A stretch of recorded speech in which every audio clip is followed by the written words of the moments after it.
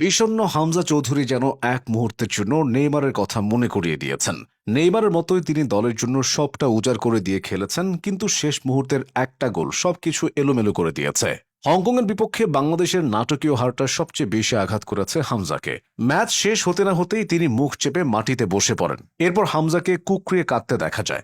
বাংলাদেশের মাটিতে তিনি বড় হননি, তারপরও তার এই নিবেদন মানুষ আজীবন মনে রাখবে। শুধু হামজাই নয়, এই হারে আঘাত লেগেছে বাকি প্রবাসী ফুটবলারদের হৃদয়ে। জার্সিতে মুখ ঢেকে মাটিতে শুয়েছিলেন ফাহমিদুল ইসলাম। সামিত সোম ক্ষুব্ধ, রেফারিকে গিয়ে কি একটা যেন বলছেন বারবার।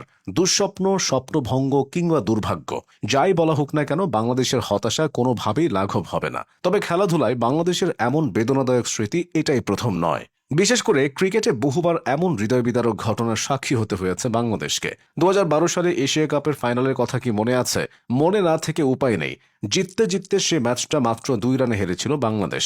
তীরে এসে এমন তরি ডোবানোর পর নিজেকে আর ধরে রাখতে পারেননি সাকিব আল হাসান। ড্রেসিং রুম থেকে বেরিয়ে অঝরে কাঁদতে থাকেন তিনি। তার বুকে মাথা রেখে মুশফিকও সেদিন হাউমাউ করে কেঁদেছিল। হাতের মুঠোয় থাকা ম্যাচ হেরে বাংলাদেশি সমর্থকরা তো আকাশ থেকে পড়েছিলেন। অনেকে বুক চেপে কষ্ট লাঘব করছিলেন, কেউ কেউ তো স্ট্রোক করার মতো অবস্থাতেও পৌঁছে গিয়েছিলেন।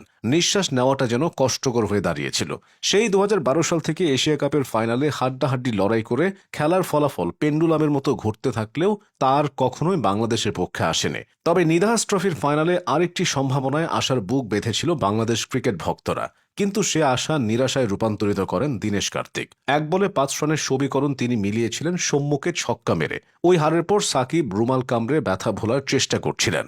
সৌম্য তো দুহাত মাটিতে রেখে কান্নায় ভেঙে পড়েছিলেন। কান্না থামাতে পারেননি ডাগআউটে থাকা আবু হায়দার ও তাসকিনরাও। ভারতের বিপক্ষে বাংলাদেশের আরও বেশ কিছু কষ্টদায়ক হার আছে। এর মধ্যে 2016 টি-20 বিশ্বকাপের হারটা এখনও বাংলাদেশকে পোড়াচ্ছে। 3 বলে প্রয়োজন 2 রান, মাঠে ছিলেন মুশফিক ও মাহমুদুল্লাহ। তবুও ম্যাচটা বের করতে পারেনি বাংলাদেশ।